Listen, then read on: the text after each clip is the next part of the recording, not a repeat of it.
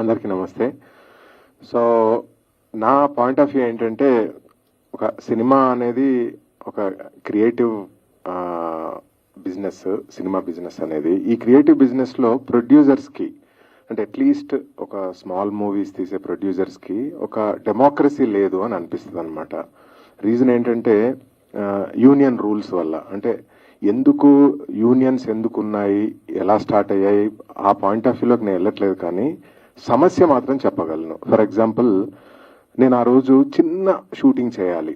ఒక ఆఫీస్ రూమ్లో ఒక హీరో ఫ్రెండ్ మధ్యలో జరిగే ఒక సన్నివేశం షూట్ చేయాలి. నేను ఆ రోజు నేను చిన్న జనరేటర్ పెట్టాలనుకున్నా కూడా నేను యూనియన్ రూల్స్ ఒప్పుకోవు. ఎందుకంటే ఆ రోజు నాకు ఒకటే లైట్ మెన్ కావాలి, ఒకటే ఎలక్ట్రీషియన్ కావాలి, కానీ యూనియన్ రూల్స్ ఒప్పుకో. ఆ రోజు 7 లైట్ మెన్లు కావాలి, 4 మేకప్ డిపార్ట్మెంట్ నుంచి 3 కావాలి, ఆ 10 మందికి ఆ 20 మందికి ఫుడ్ సర్వ్ చేయడానికి 6 ప్రొడక్షన్ వాళ్ళు కావాలి,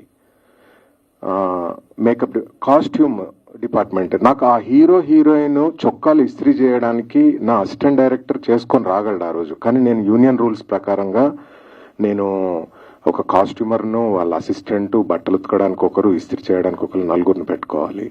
సో ఆ రోజు ఆ రూమ్ లో ఒక చిన్న సీన్, ఒక హీరో ఫ్రెండ్ మధ్యలో తీసే ఒక చిన్న సీన్ కి 80 మంది పనిచేస్తుంటారు అక్కడ. మీరు ఒక్కసారి వచ్చి చూడండి. అక్కడ ఎగ్జాక్ట్ గా పనిచేసేది ఆ 4-5 ఒక 10 మంది ఉంటే, చుట్టుపక్కల మొత్తం ఒక 80 మంది ఉంటారు అనమాట.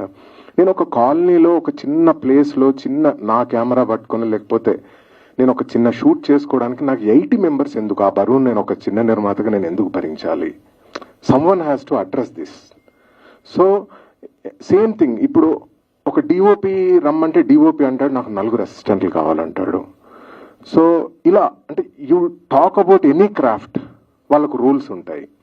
సో ఇవన్నీ కూడా నిర్మాతలకు చాలా భారం అయిపోతుంది. అండ్ ఆల్సో సరే, I'm not going to talk about business కానీ 30% హైక్ కానీ, వీటి గురించి నేను యాజ్ అ పర్సనల్గా నేను మాట్లాడాలనుకోవట్లేదు. బట్ మై పాయింట్ ఈజ్, నేను ఎందుకు బైండ్ అయి ఉండాలి యూనియన్ రూల్స్ ప్రకారంగా అంట?